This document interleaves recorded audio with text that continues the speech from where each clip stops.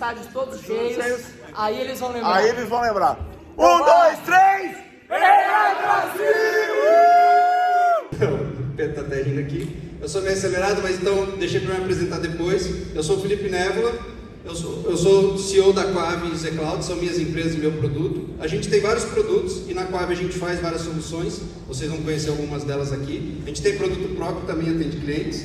E num passado recente aí, para quem é mais de tech, talvez já tenha ouvido falar do Meteor.js. Meteor.js é um dos top 20 frameworks mais populares do mundo, é uma empresa canadense, eu era CEO até pouco tempo. E também já fui CTO da Provi, para a galera que trabalha em EdTech, essas coisas, deve conhecer a Provi.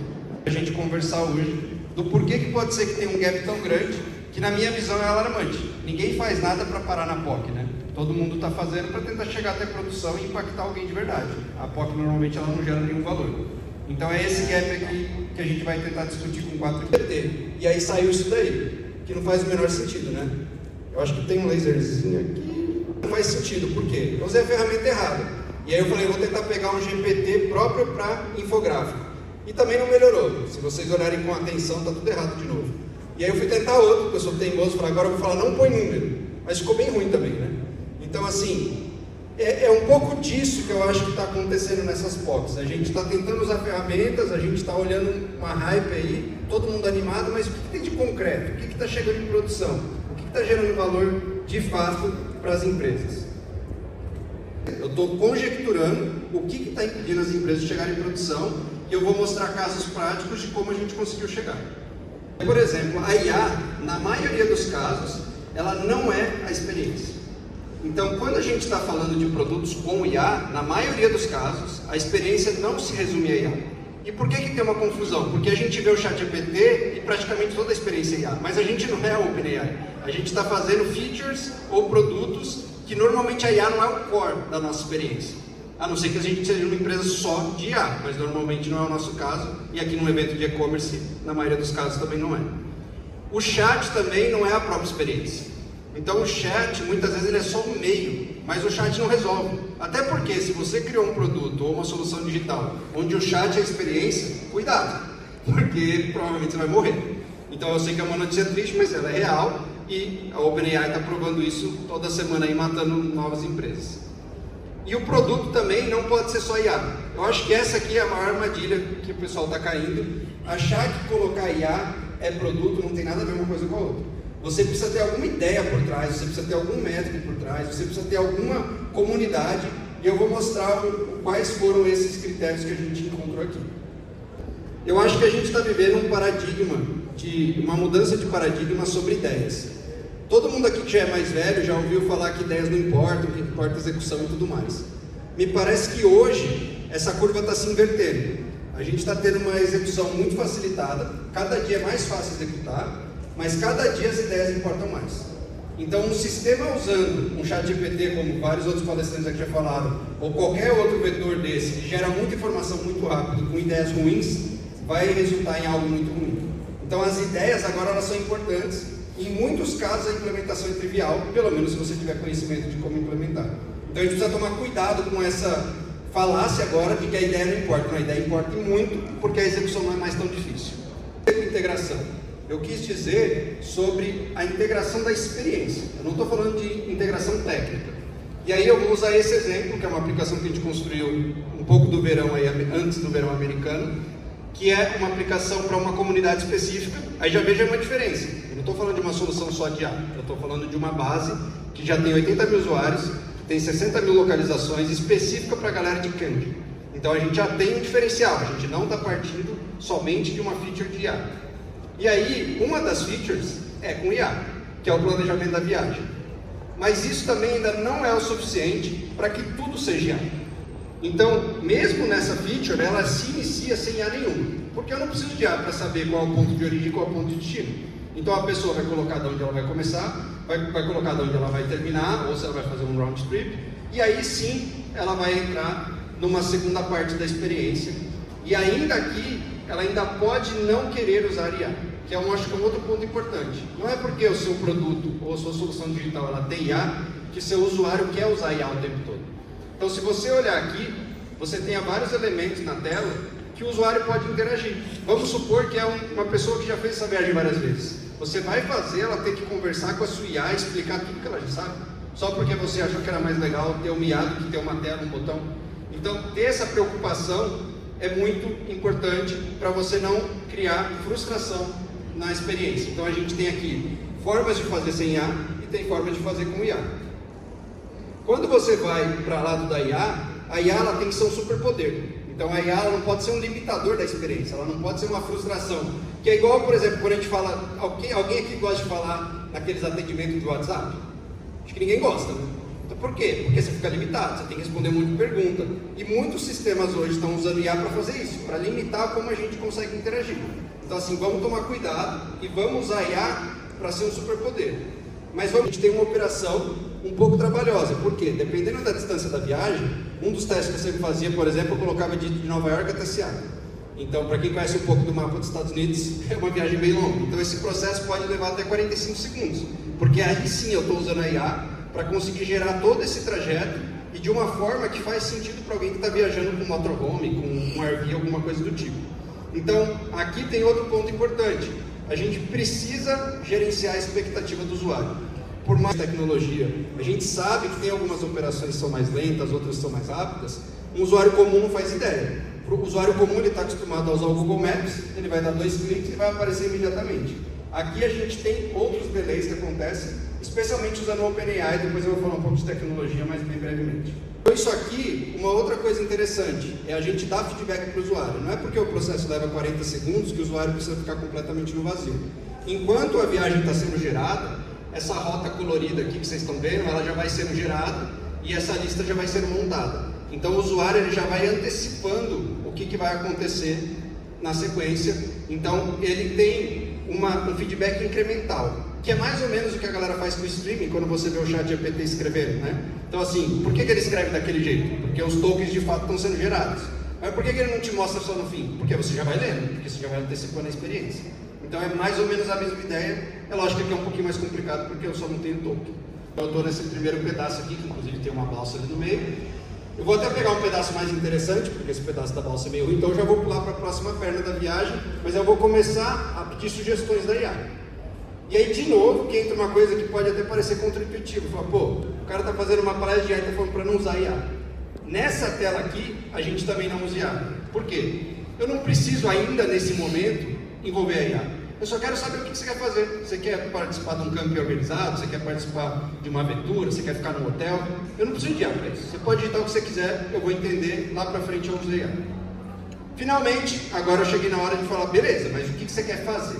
Então eu quero fazer hiking, eu quero fazer mountain bike, e aí sim, chegou a hora, agora que eu já conheço seu origem, seu destino, já conheço a perna da viagem que você está usando, eu sei o estilo de hospedagem que você quer, eu sei que atividades você quer fazer, eu consigo de fato gerar valor. Eu tenho uma série de informações que eu coletei de uma forma natural, que você foi guiado nessa experiência, e agora eu consigo te dar um textão desse, com vários insights do que você pode fazer nessa viagem. Esse texto é muito grande, então eu vou dar um zoom só num pedaço para mostrar melhor. Mas pensa que aquele texto ali tem outros elementos no meio, mas aqui também eu já tenho diferenciais do ChatGPT. Lembra que quando a gente está lá no ChatGPT, a gente tem um monte de texto, às vezes você tem que copiar e colar e ir para o Google, ou você tem que usar um Perplexity que dá um link, o link está lá embaixo, é uma confusão. Aqui eu não preciso expor o usuário para isso, porque eu sei o que o usuário quer fazer. O usuário quer montar uma viagem.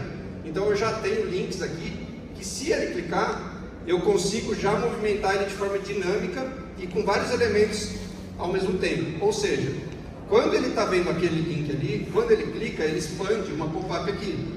Quando ele faz uma busca por sugestões, lembra que essa base tem 60 mil localizações que outros campistas cadastraram. Eu escondo as outras 60 mil, porque isso aqui vai ficar uma bagunça. E eu só mostro o que ele está sugerindo nesse momento usando a IA. Mas aí ele consegue clicar aqui, ele consegue clicar no texto, ele consegue visualizar e ele consegue concretizar o objetivo dele, que não foi usar IA, né? O objetivo dele é criar uma viagem, clicando no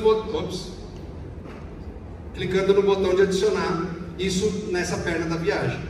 Então, de uma forma passo a passo, ele consegue construir a viagem. Vocês viram que em vários momentos eu falei não use IA, não use IA, não use IA, mas mesmo assim, para fazer aquilo, e aí deixa eu até fazer uma pergunta, que aí, talvez até por isso, pela experiência. Então, eu não vou entrar nos pontos, quem quiser a gente pode trocar uma ideia depois, ou vocês podem olhar esse estudo de caso aqui no nosso site, que aí você vai entender um pouco mais de como a gente conecta. E só um detalhe para quem estiver curioso, a parte mais legal, ou menos legal, né, mais desafiadora, foi a parte de geolocalização. Então é muito comum a gente ter bancos vetoriais e bancos semânticos sem geolocalização. E aqui a gente tinha esse desafio adicional, porque pensa comigo, o que adianta a LLM me sugerir um local que está fora da rota? Não adianta nada. Então a gente teve que usar geometria, teve que fazer polígono, teve que achar um banco que fazia as duas coisas ao mesmo tempo, tudo isso dentro daqueles 30, 40 segundos ou menos. Específico. Eu quis explicar justamente essa experiência guiada. A gente não podia entregar na mão do usuário toda aquela parafernália de tecnologia, porque não ia saber nem por onde começar. E aí você fala, pô, vocês são geniais. Não, a gente não foi genial. A primeira vez a gente entregou com muito mais recursos, tinha muito mais feature. E aí a gente foi fazer uma entrevista com uma usuária da plataforma, ela falou, eu não sei o que fazer. Porque tinha como falar com a IA desde o começo, tinha como nem criar lag, já fazer outra coisa. Ela falou, tá, mas eu queria fazer uma viagem, por onde que eu começo? Não tinha, porque tinha muita feature. E a gente começou a tirar as features, colocar aqueles botõezinhos verdes em pontos-chave, onde realmente a IA entra em cena, e aí sim a coisa começou a engrenar. Então a gente levou 3 versões para de fato criar uma experiência que fazia sentido. E no final a gente tirou features, a gente não colocou features. Então a gente foi burro, a gente poderia ter começado com menos features e ter refinado aos poucos, mas como a gente estava empolgado também, a gente queria usar IA para tudo. Inclusive eu fiz boa parte desse código e eu estava bem animado. E aonde que a liberdade atrapalha? Então quando a gente dá muita liberdade para o usuário, ainda mais numa feature nova, numa coisa que nem todo mundo ainda domina, a gente pode acabar atrapalhando o usuário e vai ficar igual aquela moça que falou, putz, eu não sei nem o que fazer, tem muita opção aqui. E pra gente era super legal, porque pô, a gente estava um mês olhando aquela tela e sabia tudo que tinha que fazer. Ela não sabia. E aí já tem que criar um onboarding, então a gente decidiu simplificar. Beleza, essa foi a hipótese 1, que a gente está criando soluções sem a integração adequada do ponto de vista de experiência, e eu acho que ficou bem claro o que eu quis dizer com experiência. Muita solução que não oferece nada além de um chat. E veja que aquela solução que eu mostrei tinha chat, tá? Então não estou criticando o chat, o problema é somente ser o chat. A gente tem uma outra solução, que é uma solução de planejamento, de um plano de desenvolvimento de uma pessoa, nesse caso aqui de um desenvolvedor, mas ele pode se aplicar a qualquer área.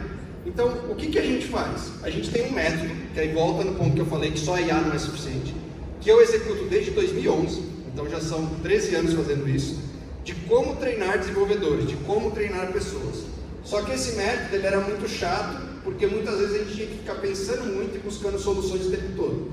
Então a gente resolveu colocar algo, aqui a tela é até temporária, até essa tela ainda vai ter um design final, mas dá para vocês terem uma ideia. Então a gente cria planos com objetivos. E cada objetivo, ele tem uma série de etapas que ele precisa cumprir. E aí, aqui eu nem vou, eu até escondi os slides, porque que a IA, ela pode te ajudar, quando ela pode atrapalhar e quando ela pode ir além. Aqui, quando ela atrapalha, eu vou até pular esses aqui, tá? Porque esse aqui no PDF eles acabaram ficando, mas ele estava escondido. Mas quem quiser olhar depois pode olhar que eles fazem sentido. Mas eu quero mostrar como que é nessa operação. Quando a gente está aqui, então se você olhar aqui em cima, a gente tem 3 fases para todos os objetivos. A gente tem o planning, a execução e a revisão. E o que é muito interessante dessas fases? É porque elas são organizadas e orquestradas pela IA.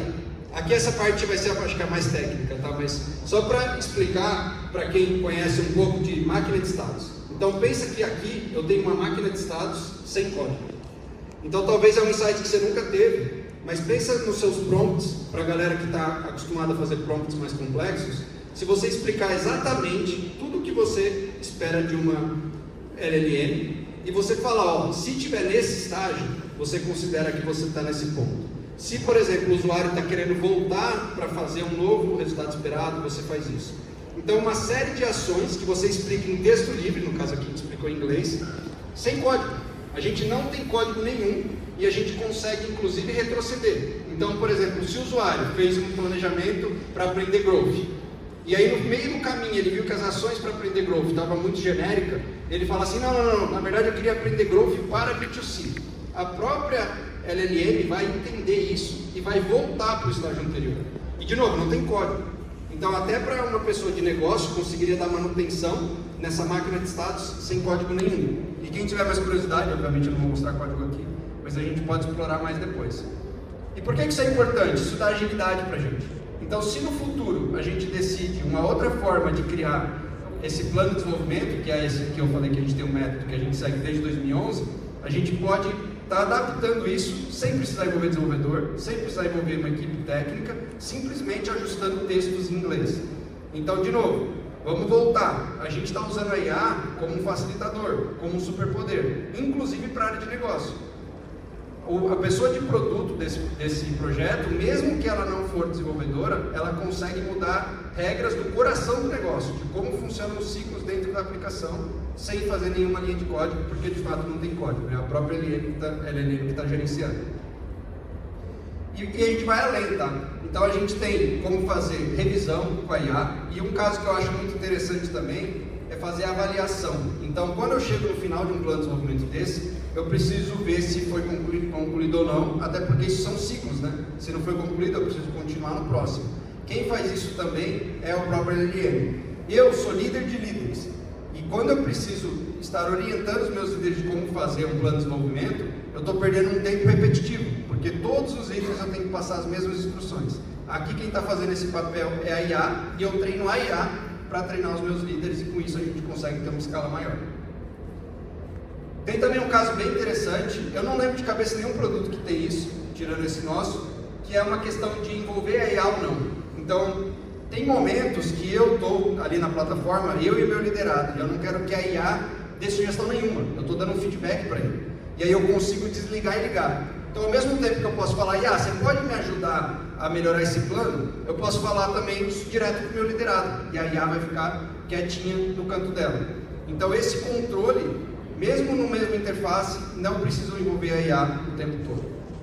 E a gente tem o caso também proativo, que é da IA fazer follow-ups e tudo mais, que eu acho que tem até a ver com o que o Rafael estava falando de growth, porque você consegue customizar e fazer mensagens muito bem segmentadas por todo aquele conhecimento que já está dentro da LLM. Essa aqui acho que é a mais fácil de explicar, e até eu trouxe um exemplo bem exagerado, mas é porque eu acho que é um exemplo criativo e é um exemplo que a gente vê pouco no mercado brasileiro. Então aqui, quando a solução que está sendo usada, ela não é a mais adequada para o problema. A gente até tem esse negócio complicado, que obviamente eu não vou explicar aqui, que a gente criou para ajudar os clientes a decidir quando é bom usar uma LLM ou não, mas esse aqui eu não vou usar, porque esse caso é mais simples. Eu acho que todo mundo aqui já tem uma intuição que você não conseguiria usar um chat GPT simples para fazer uma simulação de cirurgia plástica. Então, mas vamos supor que você não tivesse essa intuição, ou que você tivesse, e você acha que um modelo de Stable Diffusion, algum modelo desse de geração de imagem que a gente vê bastante, conseguiria resolver esse problema. Então a gente teria um aplicativo, faria o upload, isso aqui é real, tá? E a gente está tentando fazer o quê? A gente está tentando simular um procedimento médico no rosto de uma pessoa real, para que ela decida se ela quer fazer esse procedimento ou não. Um médico top cobra uns R$1.500 para fazer isso. Nosso produto provavelmente a gente vai cobrar uns 89. Esse produto ele já está em fase final, deve estar no ar em breve. Então se alguém quer fazer rinoplastia em breve, vocês podem testar sem pagar uma consulta de mais de R$1.000. E aí a gente começou pelo que é mais popular, modelos de Stable Diffusion, esses modelos que vocês todos já devem ter brincado de gerar imagem, que foi o mesmo que eu usei para gerar aquelas imagens que ficaram horríveis. E aí a gente tem uma série de problemas. Eles mudam demais a imagem, é muito difícil de controlar o ponto que a gente quer mudar. E aí no final das contas, é muito difícil da gente mudar o nariz, porque a gente acabava mudando a pessoa. E aí eu trouxe até alguns exemplos aqui, né? Então você pode ver que essa foto aqui, a gente queria mudar o nariz. Veja que o modelo de difusão, ele mudou o dente, ele mudou a boca. Pô, a pessoa vai falar, ué, mas não sou eu. O nariz ficou ótimo, mas você trocou eu. Aí não adianta, né? A gente até falou que algumas pessoas poderiam gostar e falar, pô, eu achei melhor essa foto aqui. Mas aí não é o propósito da nossa aplicação. O olho, se vocês verem aqui também, é um castanho mais escuro, aqui virou um castanho mais claro. Então são pequenos detalhes, mas de novo, a solução é errada. Para esse tipo de problema não dá. Todos os usuários iam pedir refound e eu falar que mudou o olho e ele pediu para mudar o nariz. É óbvio, porque não é a solução que ela está procurando. Aqui também, de novo, tem as partes técnicas, tá?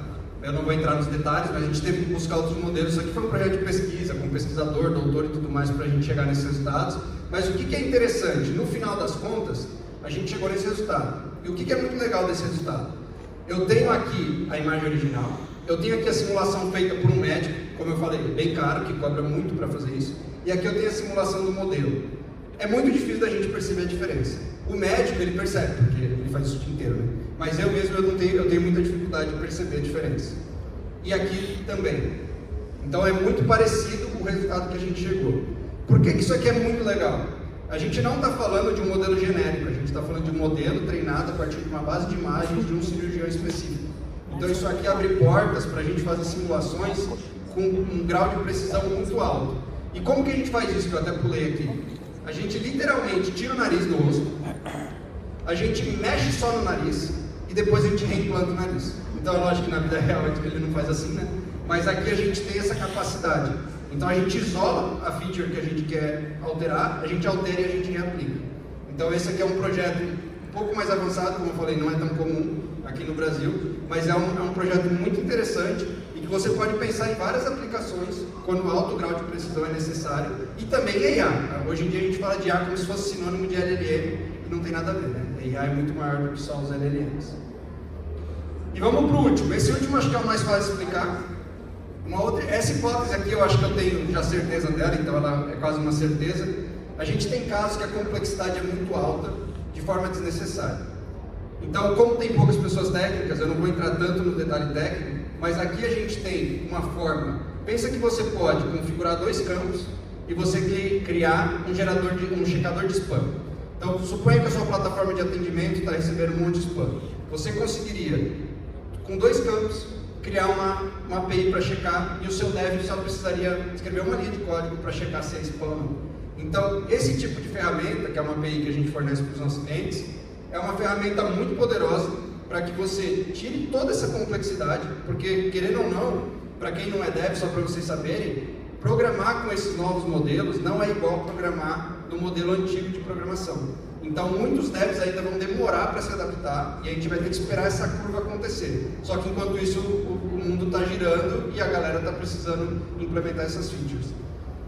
E até tem clientes nossos que estão indo além. A gente tem uma feature que chama de threads, que é a ideia de você manter contexto sobre uma conversa. E aí, só para vocês verem como isso é poderoso, esse cliente é um cliente grande americano da área de educação, eles não têm nada de IA instalado no projeto deles, nada. Eles só chamam uma API. Para a galera que já integrou com o meio de pagamento, pensa que a gente virou tipo um meio de pagamento. Ele integrou e beleza. Ele não precisou fazer nada da parte de inteligência artificial no código dele. E ele consegue fazer geração de programas de treinamento completos, com N páginas, com vários documentos, com vários tipos de campo.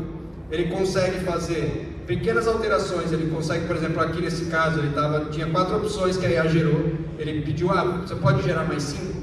Tudo isso aqui, todas essas mudanças, isso gera relatórios que inclusive escolas públicas dos Estados Unidos usam. Isso aqui gera uma coisa muito complexa e não tem uma linha de código de IA. É lógico, tem um input, né? Eu quero gerar um relatório para uma criança que tem tal diagnóstico. Tudo isso ele precisa escrever, mas a parte de escrever o código para chegar nesse resultado não existe. Esse código ele está todo abstraído em uma API, então a gente reduz a complexidade para que esse time que não tinha conhecimento de IA consiga entregar features com IA de ponta a ponta. Isso aqui também é tudo que eu mostrei está em produção, está tirando do nariz, a parte de pesquisa já terminou, mas o app ainda não está pronto. E tentar mostrar coisas que dá para a gente tentar minimizar ou eliminar completamente, para que a gente tenha produtos melhores, para que a gente tenha uma agilidade real, né? Não a agilidade que está vulgarizada aí a palavra, que a gente tenha uma qualidade melhor e que principalmente a gente entregue mais valor. E só para fechar algumas provocações, e eu vou cumprir o horário, hein? Talvez de novo, eu falei várias vezes, tipo, kit nos IA. Quando que a gente deveria evitar?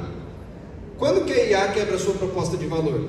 Essa aqui é até um adendo. No nosso cloud, por exemplo, a gente se vangloria do nosso suporte ser muito top.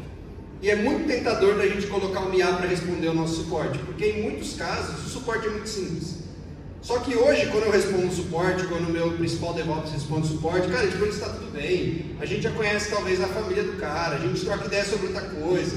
Outro dia eu estava dando a recomendação de fisioterapeuta para um cara lá da Suécia, ele falou, pô, mas isso aqui não tem para comprar. Então assim, se eu estivesse usando o IA, talvez a parte fria do suporte estava resolvida. Mas será que o meu negócio teria tanto valor para os meus clientes? Será que de fato eles perguntariam tanto quanto eles perguntam, sabendo que era só um robô respondendo? Hoje a gente abortou, tá? Eu cheguei a fazer esse código e nunca coloquei no ar. Falei, não, putz, estou fazendo besteira, estou indo no caminho errado. Então, será que vale a pena? Será que a IA realmente vai te ajudar? Então, será que tudo melhora com IA? tem coisa que piora. Mostrei vários exemplos de coisa que dá errado. Será que é preciso estar explícito que é IA? Essa é a parte que mais me incomoda. Eu não sei se tem algum fã de cripto aqui, não sou fã de cripto.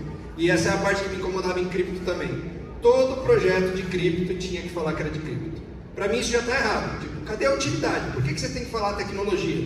Pô, quando eu uso um processador Intel, quando eu uso um processador da Apple, eu não falo que processador eu estou usando, eu estou preocupado com o que isso resolve. Então por que a gente fala que a gente está fazendo um negócio com IA? Já me gera uma dúvida, sabe? Será que tem valor? Ou será que você está tentando surfar a hype do momento? Então assim, precisa falar que tem IA? Não sei se precisa. E aí o último ponto é, será que precisa afetar a experiência? Então, de novo, lembra de todos os exemplos que eu fui dando, depois vocês podem olhar os slides também. Teve vários pontos que a gente evitou usar IA. A gente evitou afetar a experiência, porque a experiência já é boa, assim. Eu não preciso ter IA em todas as minhas interações do meu produto. Uma falsa com o tempo. Então, quem quiser trocar ideia, pode conversar. Quem quiser saber mais de cloud, como entrar no multi-cloud sem gastar mais, quem tiver alguns problemas desse tipo também estou à disposição. E eu estou sempre postando tanto no X quanto no LinkedIn. Vários assuntos que eu coloquei aqui, inclusive eu já postei lá. Então quem tiver pode me acompanhar aí. E estou à disposição para conversar aí depois do evento. Valeu!